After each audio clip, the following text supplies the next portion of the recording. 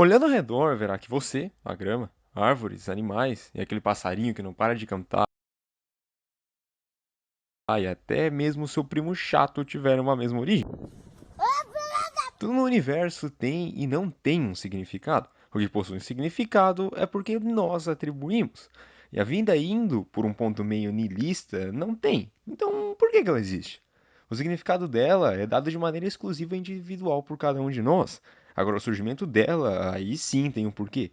Surgimos de bactérias que caíram do espaço, por evolução de moléculas menores nos grandes oceanos. Ela sempre existiu. Ou os aliens que. ah, Finge que eu não falei isso. Mas entre todas essas escolhas, qual é a nossa verdadeira origem?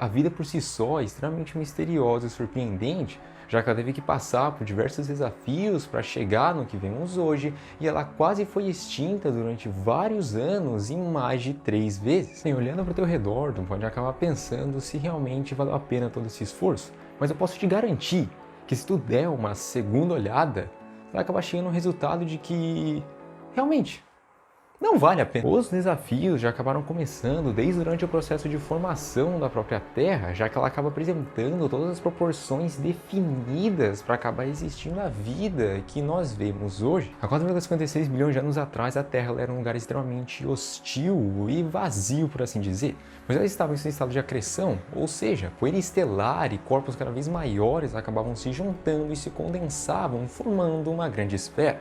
Mas milhões de anos no futuro, um corpo rochoso iria acabar atingindo o nosso planeta, fazendo com que a sua inclinação e rotação acabasse mudando, além de espalhar diversos detritos na sua própria órbita, que iriam acabar formando no futuro, adivinha? Júpiter. Não, tô zoando, é a própria Lua. E vendo somente essa pequena fração de toda a história da formação da nossa própria Terra, nós vemos que se isso não tivesse acontecido, nós não poderíamos estar onde nós estamos. É por isso que o surgimento da vida ela é extremamente misteriosa e difícil de acabar sendo comprovada. Temos somente as próprias teorias, já que, para a gente acabar vendo como a vida realmente acabou surgindo, nós precisaríamos ter uma máquina do tempo. Mas já que a gente não tem uma máquina do tempo, e eu definitivamente não quero morrer indo para isso aqui, então fica somente na teoria, por falta de tecnologia e por covardia minha mesmo. As primeiras teorias acabaram surgindo ainda durante o Renascimento, no século XV, até acabar chegando na teoria mais moderna, por assim dizer, em 1868. 10 figuras principais acabaram participando na evolução dessas teorias e no compreendimento da própria vida, contribuindo para a própria evolução a partir da teoria mais básica de todas, a que deu origem basicamente a isso: biogênese e abiogênese. A abiogênese ela acabava afirmando que não precisava de um ser vivo para originar outro ser vivo, ou seja, ele ia acabar surgindo de uma maneira espontânea, tanto que ela era conhecida como a teoria da geração espontânea. Já a teoria da biogênese, ela acaba afirmando o contrário. Tu necessita de uma vida para originar uma outra vida. Um ser vivo só pode existir se um outro ser vivo der origem a ele. Para fim mais prático, vamos acabar se utilizando de um exemplo. Não tem esse montante de roupa que está em cima da tua cama? Imagina que tu está no teu quarto e do nada vem uma ratazana de 1,5 metro desse montante. A teoria da abiogênese ela iria acabar falando que tu só não foi muito sortudo, já que aquele rato ele acabou se originando do nada, ele simplesmente apareceu no teu montante de roupa. Já a teoria da biogênese ela não ia te ajudar muito, já que ela iria acabar falando que aquela ratazana ela teve que acabar vindo de outro ser vivo. Ou seja, há mais 2 ratazanas dentro do teu montante de roupa que deram origem àquela ratazana que está na tua frente. Tendo esse exemplo em mente, fica muito mais fácil a gente acabar distinguindo o que cada uma falava. A teoria da abiogênese ela acaba falando que não precisa de um ser vivo para originar outro ser vivo, E a teoria da biogênese acaba falando que tu necessita de um ser vivo para originar outro ser vivo. Tendo esses dois conceitos em mente, nós podemos ir para o primeiro protagonista da nossa história. Esse acaba sendo o biólogo italiano Francesco Redi, ou Francesco Redi. Defensor da biogênese, Redi ele acabou conduzindo um experimento que acabava se baseando em pegar 2 potes e 2 carnes, colocando uma carne em cada um desses potes. A diferença entre os dois era que um iria acabar permanecendo aberto ao exterior e o outro iria acabar sendo fechado, ou seja, sua tampa iria ser coberta.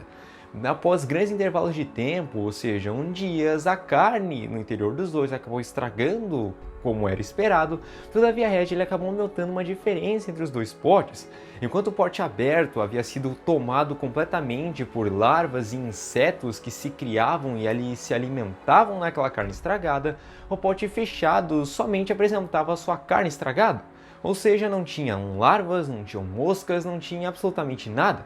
E trazendo então os 2 conceitos, a teoria da biogênese havia se comprovado, já que, de acordo com a teoria da abiogênese, se em um dos potes acabou surgindo moscas, larvas e aí vai, no outro, obrigatoriamente, também deveria acabar surgindo. Em 1674, o cientista holandês Anton von Wellington.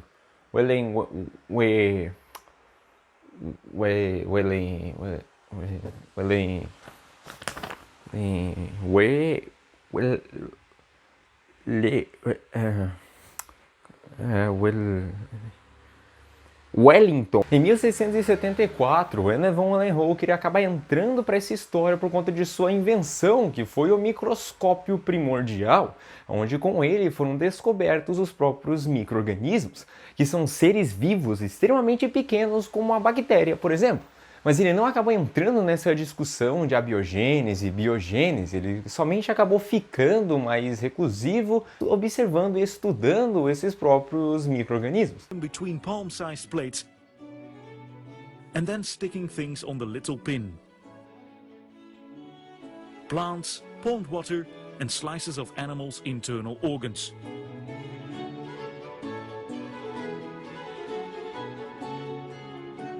He held the microscope as close to his eye as he could.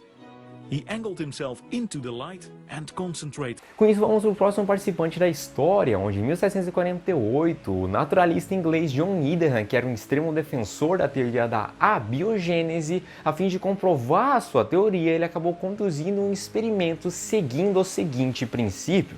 Se nós pegarmos uma panela, enchê-la de água e colocá-la no fogão, até a água acabar atingindo o seu ponto de fervura, todos os micro-organismos presentes dentro dela vão acabar morrendo. Isso é fato. Tanto que em diversos filmes de sobrevivência ou até em próprio documentário, como por exemplo na Prova de Tudo, quando a água ela acaba sendo pega de riachos ou até de chuva, ela acaba sendo aquecida.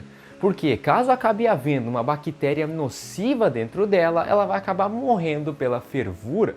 John Needham ele acabou se utilizando do mesmo experimento que eu acabei falando, todavia em um caldo de carne, mas ele não acabou aquecendo o suficiente para acabar matando todas essas bactérias e micro-organismos.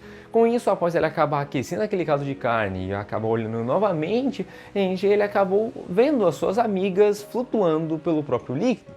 Então, no caso, ele acabou decretando que a teoria da abiogênese estava completamente certa. Alguém havia notado que ele não aqueceu o suficiente, e esse foi o sacerdote católico e estudante das ciências naturais Lázaro Spallanzani em 1770. Lázaro afirmava que Needham não havia aquecido o suficiente o caldo de carne, fazendo assim Needham aceitar estar... Não, óbvio que ele não aceitou estar errado. Óbvio que ele aceitou não estar errado e além de aceitar de não estar errado, ele afirmava que estava certo sim. Hoje em dia, ciência e religião não se misturam muito bem, mas naquela época, menos ainda. Lázaro, embora estivesse completamente certíssimo quanto à sua afirmação, ele não era levado a sério porque ele era simplesmente um padre. Com isso chegamos em 1860, em Louis Pasteur, que foi somente um cientista francês, ganhador do Prêmio Nobel da Academia Francesa de Ciências, acabou sendo uma das pessoas mais importantes para a medicina moderna, além de inventar as primeiras vacinas e ser muito mais importante do que eu vou ser nessa essa vida nessa pequenina novela que é a vida. O que eu tô fazendo? Não preciso falar nada que Pasteur já sabia que a teoria da biogênese estava completamente certa.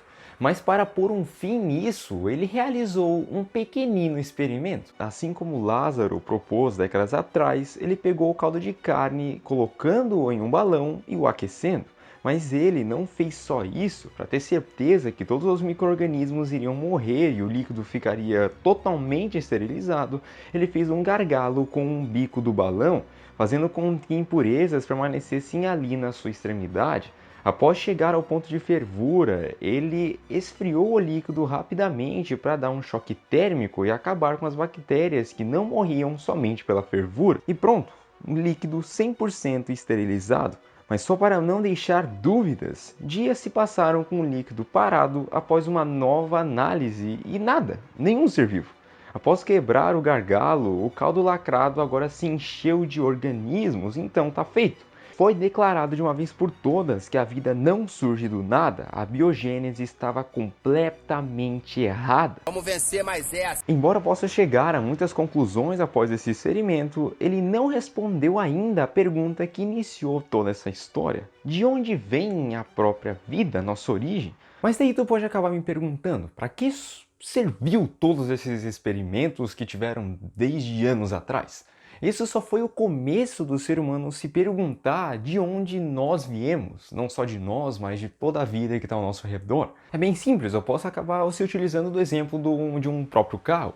Se tu entra no carro e acaba se perguntando, tá, por que tem a marcha? Tá, por que tem esse painel? Tá, por que tem isso aqui? É muito mais fácil tu ir para a origem e estudar a origem da onde veio o carro, do porquê que todos esses instrumentos foram instalados nele, do que simplesmente sentar em um carro moderno e se perguntar do porquê tudo que tem nele tá nele. É muito mais fácil ir para a origem, porque indo para a origem que tu vai responder todas as demais perguntas que tu teve com aquele carro moderno. Indo na origem que vai acabar respondendo todas as demais perguntas que nós temos de como a gente surgiu. Então sim, foi extremamente importante esses experimentos. Mudando essa pergunta, o negócio não é da onde a gente surgiu, mas sim quando nós surgimos. Os novos protagonistas vão ser diversos cientistas que se preocuparam com essa pergunta, e são os que nós não abordamos ainda.